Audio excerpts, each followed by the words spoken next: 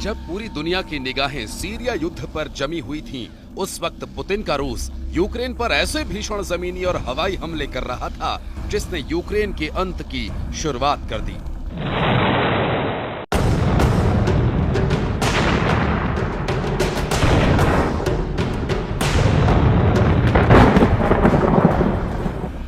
हम आपको 1025 दिन से चल रहे रूस यूक्रेन युद्ध के वो 5 खतरनाक अपडेट्स दिखाने जा रहे हैं, जिससे साबित हो जाएगा कि पुतिन को अगर जरूरत पड़ी तो वो यूक्रेन जंग जीतने के लिए अगले 45 दिन के अंदर यूक्रेन और नेटो देशों पर बड़ा परमाणु हमला कर सकते हैं।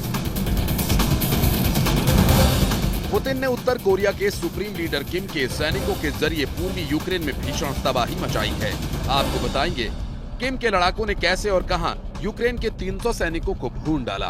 इसके अलावा हम आपको ये भी दिखाएंगे कि पुतिन ने किस तरह से पूर्वी यूक्रेन के 60% इलाके पर कब्जा कर लिया है। और इन दोनों खबरों से ज्यादा खतरनाक वो खबर भी दिखा रहे हैं जिसमें अमेरिका ने रूस के खिलाफ अपनी डार्क ईगल मिसाइल को रूस के हाइपरसोनिक ऑरेशनिक मिसाइल के खिलाफ युद्ध में उतार दिया। यानी अब पूर्वी यूक्रेन का प्रचंड युद्ध परमाणु युद्ध के बेहद करीब पहुंच चुका है।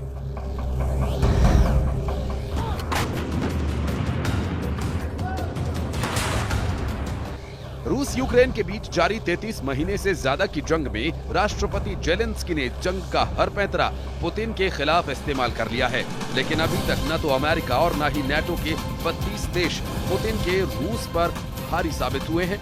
जंग की सबसे बड़ी और ताजा खबर तो और भी हैरान कर देने वाली है। खबर है कि उत्तर कोरिया के सैनिकों ने रूस के कुर्स्क इलाके में यूक्रेनी सेना पर भीषण हमला किया। अभी तक यूक्रेन के जनरल ने दावा किया था कि उत्तर कोरिया के सैनिक डरपोक और भगोड़े हैं, लेकिन जिस तरह से किम के सैनिकों ने यूक्रेनी सेना को मारा और खदेड़ा, उसे जानकर आप हैरान रह जाएंगे।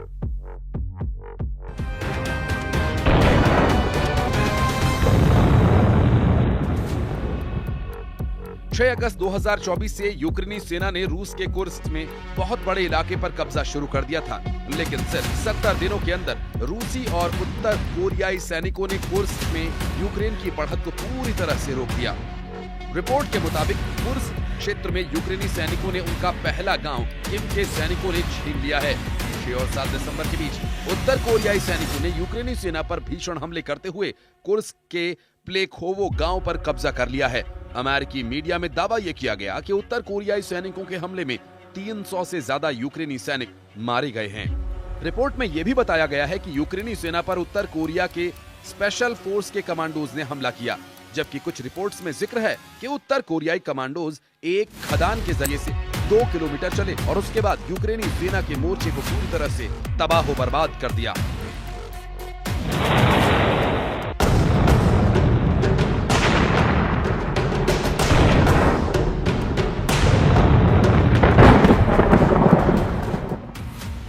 इस ऑपरेशन में दावा यह भी किया गया कि उत्तर कोरिया के सैनिक यूक्रेन से 200 से 300 सैनिकों को पकड़ कर ले गए। कुछ फुटेजेस के आधार पर दावा यह भी किया जा रहा है कि उत्तर कोरियाई सैनिक 810वीं समुद्री ब्रिगेड के रूसी लड़ाकों के साथ हमले कर रहे थे। Institute for the study of war यानी ISW के मुताबिक 12 दिसंबर को कुर्स्क क्षेत्र में लड़ाई हुई थी, जिसमें रूसी सेना प्लेखोवो के उत्तर पश्चिमी में आगे बढ़ी और गांव पर कब्जा कर लिया। इस वक्त रशिया की वायुसेना मिसाइल और ड्रोन ब्रिगेड, टैंक और तोपखाना पूर्वी यूक्रेन में भयंकर तबाही मचाए हुए हैं। रूस के इन हमलों को यूक्रेनी एयर डिफेंस रोक नहीं पाए हैं। रूसी वायुसेना ने यूक्रेन में हवाई हमले किए, मिसाइलों से हमला किया है। यूक्रेन के 3 एयरपोर्ट्स को निशाना बनाया गया। एयरपोर्ट पर यूक्रेनी पायलट F-16 की ट्रेनिंग ले रहे हैं। वहीं पर रूसी हवाई हमले हुए हैं। रूस की पैदल सेना, टैंक और तोपखाना ब्रिगेड ने पूर्वी यूक्रेन के डोनेत्स्क और लुहांस्क में तबाही मचाकर रख दी है। जरा देखिए पिछले 18 घंटे में यूक्रेन पर रूसी हमलों से जुड़ी कौन कौन सी बड़ी खबरें और दावे सामने आए हैं। यूक्रेन के राष्ट्रपति जेलेंस्की ने खुद माना कि पूर्वी यूक्रेन में रूस ने पिछले 18 घंटे में कयामती हमले किए। जेलेंस्की ने मीडिया को जानकारी देते हुए कहा कि रूसी सेना ने पूर्वी यूक्रेन के इलाके में 94 क्रूज और बैलिस्टिक मिसाइल से भयानक हमला किया है। इसके अलावा यूक्रेनी सेना का कहना है कि रूस ने 200 लड़ाकू ड्रोन से हमला किया है। हालांकि जेलेंस्की दावा कर रहे हैं कि रूस की 94 मिसाइल्स में से 81 मिसाइल्स को यूक्रेनी सेना ने तबाह कर दिया, लेकिन मौके पर मौजूद वो हालात दिख रहे हैं। यूक्रेनी सेना की पोल खोल रहे हैं। यूक्रेन के पावर स्टेशंस को रूसी हमलों में जबरदस्त नुकसान पहुंचा है। इसके अलावा पूर्वी यूक्रेन के डोनेस्क और लुहांस्क में रूसी सेना बहुत बड़े इलाके पर कब्जा करने में सफल हुई है। रूसी दावों के मुताबिक रूस ने डोनेस्क के 60% हिस्से को अपने कब्जे में ले लिया। यूक्रेन पर आक्रमण के बाद ये रूसी सेना की सबसे तेज प्रगति मानी जा रही है। डोनेस्क को पूर्वी यूक्रेन का प्रवेश द्वार कहा जाता है। अब यूक्रेन का पूर्वी मोर्चा पूरी तरह से कमजोर हो चुका है। रूसी सेना शासिर यार शहर पर कब्जा करने के लिए तेजी से आगे बढ़ रही है। एक रूसी समर्थक ब्लॉगर यूरी पोडोल्याका ने तो यहाँ तक दावा किया कि रूसी सेनाएं यूक्रेनी शहर पोक्रोव्स्क से केवल 1.5 किलोमीटर की दूरी पर रह गई हैं। यानी यूक्रेन के पोक्रोव्स्क शहर रूसी सेना अगले कुछ घंटों पर कब्जा कर सकती है। ओपन सोर्स मैप्स के मुताबिक रूस ने अमेरिकी राज्य वर्जीनिया के आकार के बराबर यूक्रेन के एक हिस्से पर कब्जा कर लिया है। उधर हारते यूक्रेन को बचाने के लिए अमेरिका की सरकार भी पूरा जोर लगा रही है। हम आपको आगे बताएंगे कि रूस ने यूक्रेन के किस इलाके पर 60% तक कब्जा कर लिया है। लेकिन उससे पहले ये जान लीजिए कि अमेरिका रूस की नई हाइपरसोनिक मिसाइल ओरेशनिक को मात देने के लिए किस मिसाइल का हमला करने जा रहा है। अमेरिकी मीडिया रिपोर्ट के मुताबिक अमेरिका ने जंग मैदान में अब super hypersonic missile dark eagle को रूस के खिलाफ उतार दिया है। रूस ने 21 नवंबर 2024 को अपनी नई हाइपरसोनिक मिसाइल ओरेशनिक से यूक्रेन के निप्रो शहर पर हमला करके तहलका मचा दिया था। पुतिन ने हाइपरसोनिक ओरेशनिक मिसाइल पर दावा किया था। ओरेशनिक मिसाइल किसी परमाणु मिसाइल से जरा भी कम नहीं है। इस मिसाइल ने यूक्रेन, अमेरिका और नाटो के होश उड़ा दिए हैं। अब ये जान लीजिए कि अमेरिका की नई super hypersonic missile dark eagle कैसे रूस की ओरेशनिक मिसाइल को टक्कर दे सकती है। सबसे पहले आप ये जान लीजिए कि रूस की ओरेशनिक और अमेरिका की डार्क ईगल मिसाइल्स बेहद खतरनाक क्यों मानी जा रही हैं। दावों के मुताबिक रूस की ओरेशनिक मिसाइल 10 मैक की रफ्तार से सटीक हमला करती है, लेकिन वहीं अमेरिका की super hypersonic dark eagle missile 17 Mach की रफ्तार से हमला करती है। यानी रफ्तार के मामले में रूस की ओरेशनिक मिसाइल अमेरिका की डार्क ईगल मिसाइल के सामने कहीं नहीं टिक पा रही है।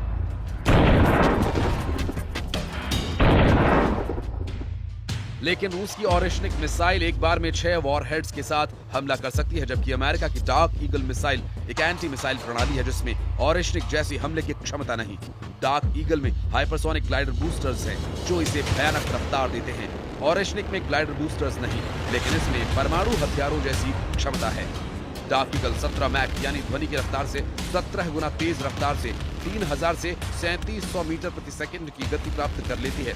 डार्क ईगल की रेंज भी 1725 मील है, जबकि ओरेशनिक की रिपोर्ट की गई 3418 मील की रेंज है। इधर रूसी और पश्चिमी मीडिया के मुताबिक पुतिन की बेहद गुप्त मीटिंग में इस बात के संकेत दिए गए हैं कि रूस यूक्रेन के बीच जंग की बातचीत खत्म नहीं हो सकती। इसका आखिरी रास्ता है एटमी जंग। रूसी सेना वाकई में पिछले 33 महीनों से लाखों सैनिकों को जंग में खो चुकी है। यूक्रेनी रक्षा मंत्रालय के दावों के मुताबिक 1025 दिन की जंग में रूस के 7,52,000 से ज्यादा सैनिक मारे जा चुके हैं। हालांकि जेलेंस्की का दावा है कि जंग में रूस के 1,98,000 सैनिक मारे गए हैं, जबकि यूक्रेन के 43,000 सैनिक मारे गए हैं। इधर रूस इस वक्त परमाणु जंग की तैयारी करने में जुट गया है। राष्ट्रपति पुतिन और बेलारूस में राष्ट्रपति एलेक्जेंडर लुकाशेंको एक दूसरे को जोश में हाथ मिला रहे हैं। इस बेहद अहम मीटिंग को लेकर दावा यह किया जा रहा है कि बेलारूस में मौजूद रूस के एटमी हथियारों को एक्टिव कर दिया गया है। इसके अलावा रूस ने अपने ओरेशनिक हाइपरसोनिक मिसाइल को बेलारूस में पहुंचाने की डील भी फाइनल कर दी है। यानी पुतिन बेलारूस को एक युद्ध का पावर सेंटर बना चुके हैं, जो यूक्रेन और नाटो के लिए काल साबित होगा। रूस के विदेश मंत्री सार्गेई लावरोव ने तो डंके की चोट पर यह कह दिया कि अगर परमाणु युद्ध होता है तो इसके लिए अमेरिका और नाटो देश सीधे तौर पर जिम्मेदार होंगे।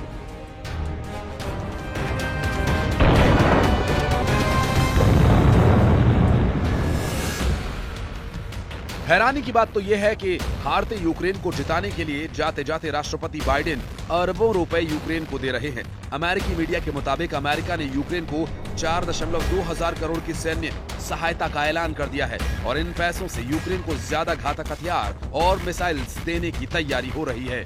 लेकिन पुतिन की रूसी सेना जिस तेजी से यूक्रेन पर हमले कर रही है उससे साफ है कि यूक्रेन का अंत शुरू हो चुका है, जिसे अब अमेरिका भी नहीं रोक पाएगा।